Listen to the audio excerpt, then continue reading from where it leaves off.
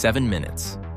That's the new timeline between a Hamas fighter popping up with an anti-tank missile and a precision strike erasing that exact window.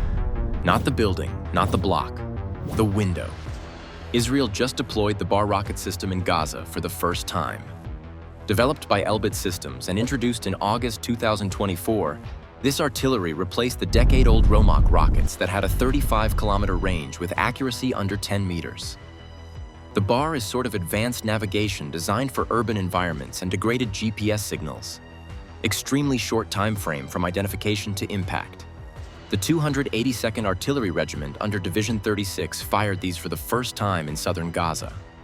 Since entering operations, they fired over 5,000 artillery shells in the Netzarim corridor area. That's the strategic zone separating Rafah from Khan Yunis. They destroyed weapons storage sites, rocket launch facilities, and infrastructure. In traditional artillery, you're looking at 15 to 20 minutes for fire mission processing.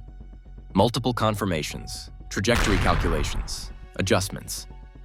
The Bar collapses that timeline by more than half while increasing precision exponentially. Now, if you don't know, the Bar wasn't designed in a vacuum. It already saw action in Lebanon against Hezbollah before Gaza deployment. This is battle-tested tech being deployed in the most complex urban warfare environment on Earth. Think about what that means. Hezbollah isn't Hamas. They're more organized, better equipped, with sophisticated anti-aircraft systems and electronic warfare capabilities. The Bar performed there. Then Israel took those lessons and applied them to Gaza's dense urban nightmare. The system features advanced navigation for complex combat environments. It means GPS jamming, electronic warfare, dense urban terrain. None of it matters. The rocket finds its target regardless. And this literally changes everything about how ground commanders operate.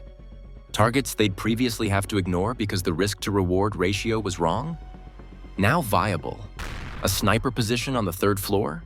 Worth a 7-minute precision strike. Not worth leveling the building. Gaza's health ministry reported 12 civilian deaths and 37 injuries in areas where the Bar was used. Israel claimed strikes targeted Hamas infrastructure. This is actually where it gets messy. Precision changes the calculus. Old artillery was area saturation. You bracketed a target and accepted everything within the blast radius. The Bar allows for exact strikes that traditional artillery could never achieve. But does precision reduce casualties or enable more strikes? That's the sort of debate no one wants to have out loud. Families in Beit Lahia told reporters it was their homes that were struck, without warning, after Israel said it hit Hamas infrastructure and weapons sites. The Indonesian hospital floors were covered in blood, with bodies in hallways. Since March 2025, when ceasefire talks collapsed and Israel resumed major operations, more than 500 people have been killed according to Gaza health officials, including over 200 children. Whether the Bar contributed to these casualties or reduced them compared to conventional weapons is impossible to verify independently. What's verifiable is the system's deployment timeline coinciding with renewed intensive operations. Wait, context matters here. Since October 7, 2023, over 14,000 rockets have been launched at Israel from Gaza. At least 5,000 during the October 7th attack alone. Hamas is estimated to have lost approximately 90% of its pre-war rocket arsenal and most weapons manufacturing facilities. By July 2025, the IDF claimed Hamas possessed less than 10% of its original stockpile, between 1,000 and 1,500 rockets. That asymmetry explains the Bar's strategic value. Hamas rocket capabilities are degraded but not eliminated. They're reconstituting. Hamas currently has up to 20,000 active fighters after losing some 20,000 killed and recruiting thousands more. You could say the Bar allows Israel to maintain pressure on weapons depots, launchers, and command nodes without deploying ground forces into every neighborhood. Israeli troops just discovered a primed multi-barrel rocket launcher loaded with rockets and aimed at Israel during operations in Gaza. Every launcher found. Every weapons cache destroyed. The Bar can hit designated targets with high accuracy in very short time frames. That's the new reality Hamas is dealing with. This gets interesting from a strategic standpoint. Iron Dome interceptors cost significantly more than the rockets they're stopping. Israel just signed a multi-billion-dollar contract with Rafael to expand Iron Dome production using funds from the $8.7 billion U.S. aid package, approved in April 2024. Defensive systems are expensive. Offensive precision weapons that eliminate threats before they launch? Different calculation entirely. You're not just paying for interception.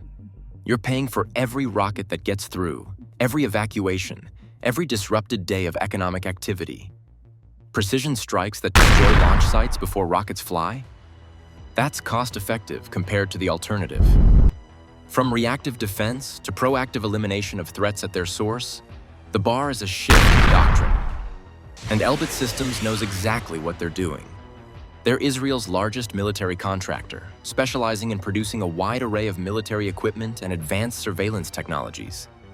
The bar isn't just about tactical advantage for Israel. It's literally showcasing battle-tested capabilities to international buyers. Ukraine, Eastern Europe, Indo-Pacific allies, everyone wants systems proven in actual combat. The geopolitical implications extend far beyond Gaza. The IDF conducted successful artillery strikes using the bar against Hezbollah targets in Lebanon. Like we discussed earlier, this isn't Gaza-specific tech.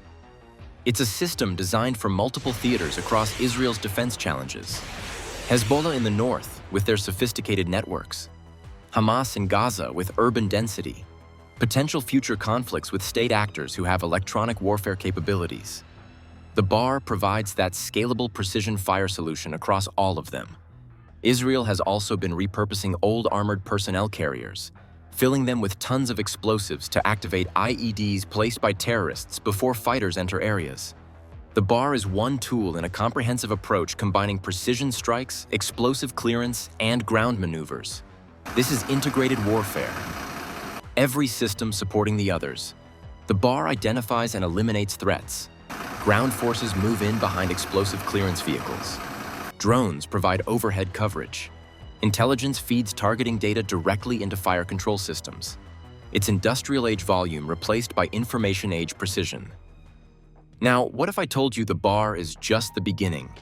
Yes, Israel also just conducted advanced Iron Dome tests, validating new capabilities across various scenarios including rockets, cruise missiles, and UAVs. Iron Beam, a directed energy weapon system using 100 kilowatt lasers costing just $3.50 per shot, is expected to come online in 2026 after a major production deal with Elbit. Just think about that convergence. Precision offensive systems like the bar eliminating threats. Advanced defensive systems like upgraded Iron Dome stopping what gets through. And coming soon, laser weapons that cost almost nothing per shot and never run out of ammunition. The technology pipeline is deep. Precision munitions, laser weapons, AI targeting, drone swarms, all being developed, tested, and deployed simultaneously. Since October 2023, analysts note that advanced military technologies, including suicide drones, precision-guided firearms, and robotic ground units have been deployed in Gaza, boosting global interest in Israeli-manufactured arms while intensifying international criticism. Gaza is not a testing ground.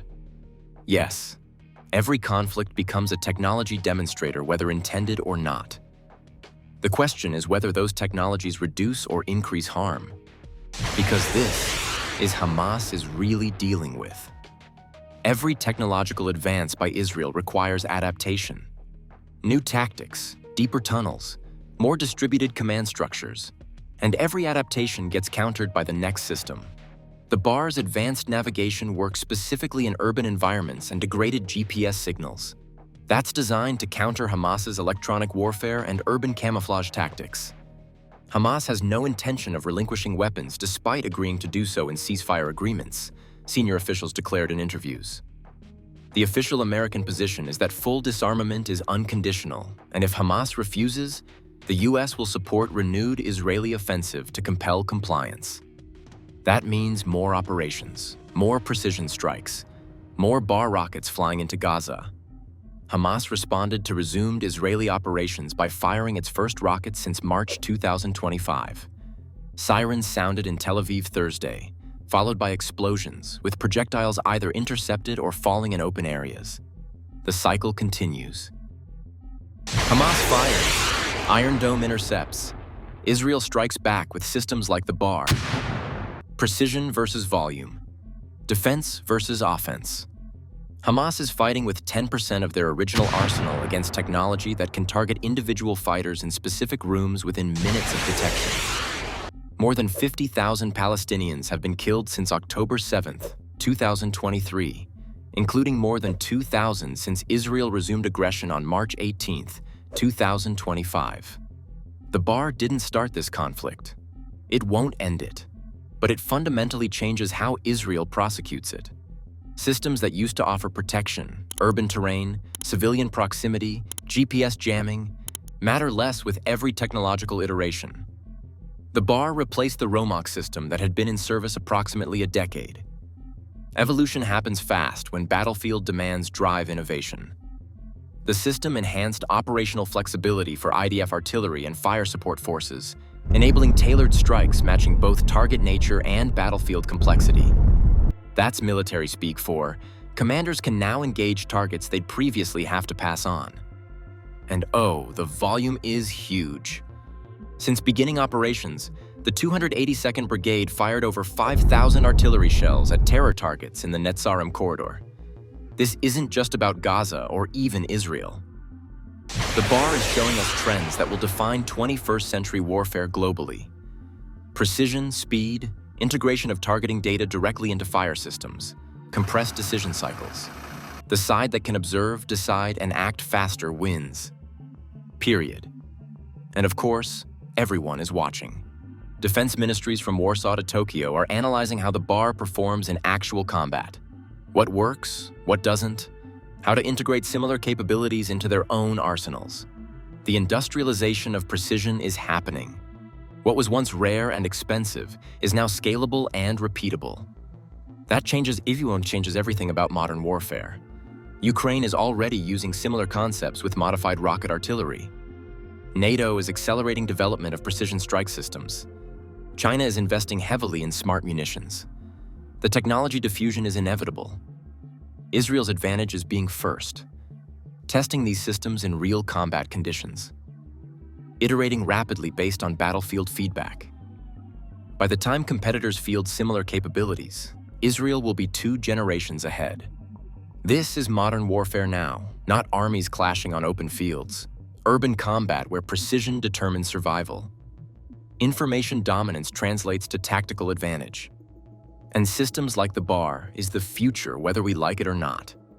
The bar rocket system isn't devastating Gaza because it's powerful. It's devastating because it's super precise, quick, and scalable across multiple conflict zones. As we've seen, that kind of precision allows Israel to maintain operational pressure while minimizing, at least in theory, the footprint of each strike. Whether that theoretical minimization translates to reduced civilian casualties is the question hanging over every deployment. The timeline from detection to destruction collapsed. The accuracy improved exponentially, and the volume is sustainable. That's the new paradigm, and it won't be reversed. We all know technology doesn't go backwards. Once precision becomes scalable and affordable, everyone adopts it. The question is just how quickly and how responsibly. Israel crossed that threshold first with the bar. Others will follow, of course. And caught in the middle of every deployment, every strike, every 7-minute kill chain, are civilians whose protection depends entirely on how these systems get employed. What happens in Gaza doesn't stay in Gaza. These tactics, these technologies, these doctrines, they'll spread globally. That's the real story of this video. Not just one weapon system changing one conflict. An entire approach to warfare evolving in real time, with big consequences that will ripple across defense planning globally for at least decades. Now I want to hear from you. Do you think precision weapons like the bar actually reduce civilian casualties, or do they just make it easier to justify more strikes? Be brutally honest. Drop your answer in the comments below. If you like this type of breakdown on modern warfare, hit that subscribe button. I cover geopolitics that actually matters. And check out the next video here.